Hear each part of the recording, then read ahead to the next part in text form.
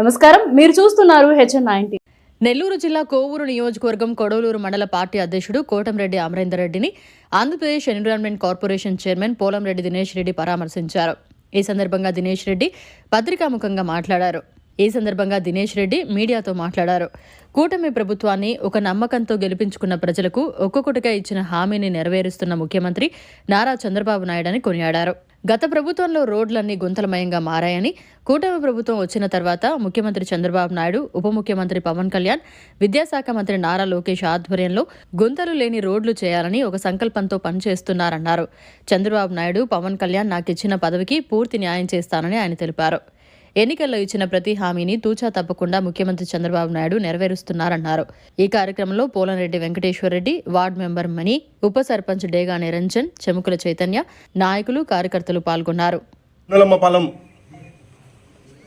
రావడానికి ముఖ్య కారణం మా ఆప్తులు, మా కుటుంబానికి ఎప్పుడు కూడా ముందు నుంచి కూడా ఆప్తులుగా ఉన్న అమరేందర్ రెడ్డి గారు, మండల పార్టీ ప్రెసిడెంట్, కొడవలూరు మండల పార్టీ ప్రెసిడెంట్.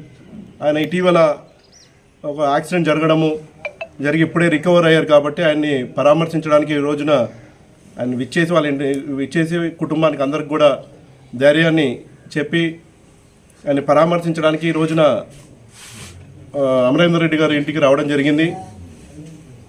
అయితే గతంలోనే మీ అందరూ కూడా తెలుసు, అమరేందర్ రెడ్డి గారు కొడవలూరు మండల పార్టీ ప్రెసిడెంట్గా ఎలాంటి సేవలు తెలుగుదేశం పార్టీ కోసం చేశారో అలానే రానున్న రోజుల్లో కూడా ఖచ్చితంగా ఇంకా కూడా తెలుగుదేశం పార్టీకి అండగా ఇంకా కూడా మంచి మంచి యాక్టివిటీస్ అన్నీ కూడా చేపడతారు. ఇక్కడ ఉన్న మండల ప్రజానీకానికి అలానే మండల నాయకులకి అందరికి కూడా ఉపయోగపడే విధంగా, అలానే గుండమ్మ ప్రెసిడెంట్ ఇక్కడ ఉన్నారు అమరేందర్ రెడ్డి గారి వైఫ్, తను కూడా ఇక్కడ ప్రెసిడెంట్గా ఉన్నారు.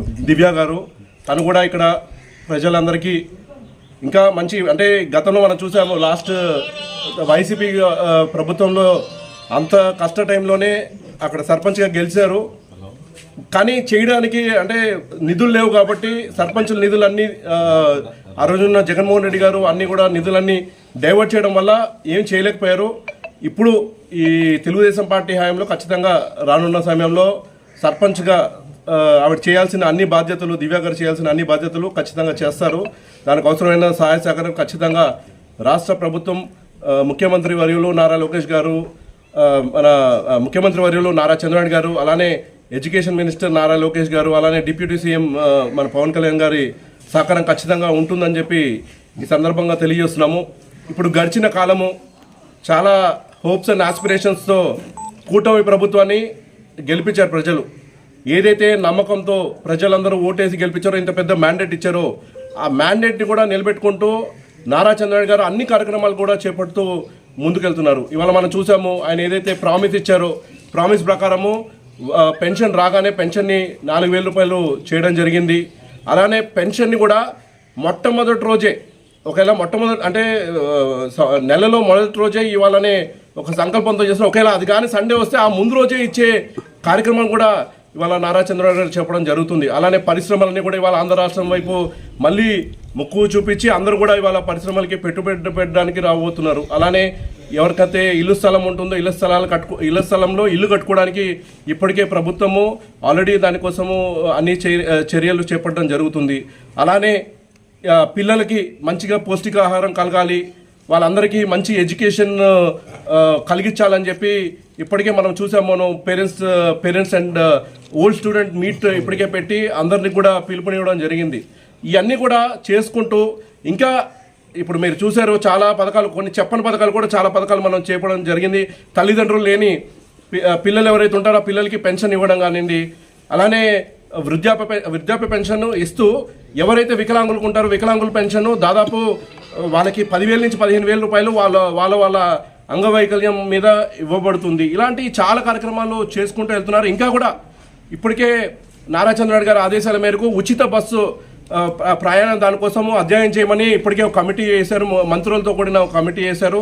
దాన్ని కూడా రాబోయే రోజుల్లో తొందరలోనే ఉచిత బస్సుది ప్రవేశపెట్టబోతున్నారు. అలానే దఫాల వారీగా ఇంకా మనము ఏదైతే చెప్పిన మహిళలకి చెప్పిన 1,500 రూపాయలు ప్రతి మహిళకి ఇస్తామని చెప్పిన మాట కానివ్వండి, అవి కూడా రాబోయే రోజుల్లో చేయబోతున్నాం. అలానే రేపు అకాడమిక్ ఇయర్ స్టార్ట్ అయ్యే టైంకి ఈ తల్లికి వందనం పథకం ఏదైతే ఉంటుందో ఆ పథకం కూడా ప్రారంభించబోతున్నాం. మాట ఇచ్చిన ప్రకారము ప్రతి ఒక్క హామీని నెరవేర్చుకుంటూ ఒక పక్కన అమరావతి రాజధాని నిర్మాణం పనులు స్టార్ట్ అయినాయి, పోలవరం పనులు స్టార్ట్ అయినాయి. ఇవాళ చూస్తున్నాం సంక్రాంతి వస్తుంది, విలేజెస్లో రోడ్స్ అన్ని కూడా గుంతలమయమైపోయినాయి. గత 5 ఏళ్లలో వైఎస్ఆర్సీపీ పార్టీ ఒక్క రోడ్డు అంటే ఒక రోడ్డు మరమ్మతు పనులు చేయకుండా విధ్వంసంగా అంటే ఒక ధ్వంసం అయిపోయిన రోడ్లని ఇవాళ నారా చంద్రబాబు గారు ప్రతి పంచాయతీకి డబ్బులు ఇచ్చి అన్ని మరమ్మతు పనులు చేయమని చెప్పి ఆయన చెప్పడం జరిగింది. ఇలాంటి చెప్పని పనులు ఎన్నో చేశారు. ఇవాళ ప్రజలందరూ కూడా కూటమి ప్రభుత్వాన్ని ఎన్నుకోవడంలో చాలా సాటిస్ఫైడ్గా ఉన్నారు. రానున్న రోజుల్లో ఇంకేదైతే వాళ్ళకి చెప్పిన ప్రామిసెస్ ఉన్నాయో అవన్నీ కూడా వాళ్ళకి కలిగించే విధంగా చేస్తూ వాటితో పాటు రాష్ట్ర సంపదనే పెంచి ఇంకా కూడా ఉద్యోగ అవకాశాలు పెంచేదానికి అవసరమైన అన్నీ కూడా రానున్న రోజుల్లో ఖచ్చితంగా చేపడతారు. ఇప్పటికే చూసాము, మొన్న క్యాబినెట్ మీటింగ్ అయింది. క్యాబినెట్ మీటింగ్లో కూడా మన నెల్లూరు జిల్లాకు ఒక శుభవార్త కూడా చెప్పడం జరిగింది. ఇక్కడే మనకి రామాయణపట్నంలో బీపీసీఎల్ ఆర్కోతో కలిపి ఒక ప్లాంట్ని ఏర్పాటు చేయబోతున్నారు. 96,000 కోట్ల రూపాయలతో వెచ్చించి ఆ ప్లాంట్ని ఏర్పాటు చేయబోతున్నారు. తద్వారా దాదాపు డైరెక్ట్ కలిపి 30,000 ఉద్యోగాల పైచిలకు ఇక్కడ రాబోతున్నాయి, మన ప్రాంతానికి రాబోతున్నాయి. ఇంకా రానున్న రోజుల్లో ఇంకా పరిశ్రమలన్నీ కూడా వస్తాయి. అన్ని చాలా వరకు పరిశ్రమలు ఇంకా ఎంఓయూ చేసుకొని రాబోతున్నాయి. ఏదైతే నారా లోకేష్ గారు యువగలం పాదయాత్రలో ఆయన ఏదైతే మాట ఇచ్చారో దాదాపు యువగలం ఒక నిధి కింద 3,000 రూపాయలు నిరుద్యోగ వృత్తి ఇస్తూ ఉద్యోగాలు దాదాపు 20 లక్షల ఉద్యోగాలు రానున్న 5 ఏళ్లలో కల్పిస్తామని చెప్పి ఖచ్చితంగా దాన్ని నెరవేర్చుకునే విధంగా ఇవాళ అన్ని అడుగులు కూడా నారా లోకేష్ గారు చేపడుతున్నారు. అలానే పరిశ్రమలు డెవలప్మెంట్తో పాటు ఆ పరిశ్రమల నుంచి వచ్చే వ్యర్థాలన్నీ కూడా నియంత్రించడానికి ఇవాళ ఎన్వైర్న్మెంట్ మేనేజ్మెంట్ కార్పొరేషన్ తరఫున మేమందరం కూడా దాన్ని పనిచేస్తున్నాము. దానికి నన్ను చైర్మన్గా నియమించిన నారా చంద్రబాబు గారికి, నారా లోకేష్ గారికి, పవన్ కళ్యాణ్ గారికి అందరికి కూడా ప్రత్యేకంగా కృతజ్ఞతలు తెలియజేస్తున్నాం. ఆయన ఏదైతే ఆలోచనలతో నన్ను ఈ పోస్టులో నియమించారో ఖచ్చితంగా దానికి అనుకూలంగా పనిచేస్తాము. పరిశ్రమలను డెవలప్ చేసుకుంటూ పరిశ్రమల నుంచి వచ్చే వ్యర్థాల వల్ల ఎటువంటి హాని జరగకూడదు, ప్రజలకు హాని జరగకూడదు, వాతావరణానికి హాని జరగకూడదు, ఇవన్నీ జరగకుండా ఉండే అన్ని నియంత్రణ యాక్టివిటీ ఖచ్చితంగా ఏపీఎంసీఎల్ ఆంధ్రప్రదేశ్ ఎన్వైర్న్మెంట్ మేనేజ్మెంట్ కార్పొరేషన్ ద్వారా మేము ఖచ్చితంగా చేపడతామని చెప్పి ఈ రోజున అందరికీ తెలియజేస్తున్నాము. ఇంకా మంచి యాక్టివిటీస్ ఉన్నాయి. అవన్నీ కూడా రానున్న రోజుల్లో మీ అందరూ కూడా నారా చంద్రబాబు గారు తీపి కబుర్లాగా చెప్తారు. వాటన్నిటి కోసము ప్రజలందరూ కూడా వేచి చూస్తున్నారని నాకు కూడా తెలుసు. ఎందుకంటే చాలా మందితో మాట్లాడుతుంటే తెలిసింది. డెఫినెట్గా అన్నీ కూడా జరుగుతాయి. ఖచ్చితంగా ఇప్పుడే కాదు, రానున్న నెక్స్ట్ 10-15 ఇయర్స్ ఇల్లు కట్టుకోవాలంటే ఇల్లుకి అవసరమైన అన్నీ కూడా ఫ్రీగా ఇసుక తెచ్చుకునే పాలసీ కూడా ఇది కూడా మనం ఆ రోజున గతంలో నారా లోకేష్ గారు ఈ యువగలం పాదయాత్రలో ఇచ్చిన హామీ, అలాంటి అన్ని హామీలు కూడా నెరవేర్చుకుంటూ ముందుకెళ్తున్నాము. దీనికి ఖచ్చితంగా ప్రజల సపోర్ట్ అవసరం అని చెప్పి ఈ రోజున అందరినీ కూడా కోరుకుంటున్నాను. ఈ రోజున ఇక్కడ మీ అందరూ సమావేశం అంటే మీడియా ముఖంగా మీడియా మిత్రులతో, అలానే ఇక్కడ ఉన్న కొడవలూరు మండల మిత్రులు నాయకులందరితో కలిసి ఇవాళ ఇక్కడ అమరేందర్ అన్న వాళ్ళ ఇంటికి రావడం నాకు చాలా సంతోషంగా ఉంది. డెఫినెట్గా రానున్న రోజుల్లో ఇంకా కూడా ఆప్తులు ఏదైతే వాళ్ళకి ఏదైనా ప్రమాదం కలిగినా, వాళ్ళు ఏదైనా శుభకార్యాలు ఉన్నా డెఫినెట్గా వాళ్ళందరినీ మేము అండగా నిలుస్తాము అని ఈ సందర్భంగా నేను తెలియజేస్తూ అవకాశం కల్పించినందుకు అందరికీ పేరున కృతజ్ఞతలు తెలియజేసుకుంటాం. మరొకసారి ఆంధ్ర రాష్ట్ర ప్రజలకి, ప్రత్యేకించి కోవూరు నియోజకవర్గ ప్రజలందరికీ కూడా నూతన సంవత్సరంతో పాటు సంక్రాంతి శుభాకాంక్షలు తెలియజేసుకుంటూ సెలవు తీసుకుంటాను.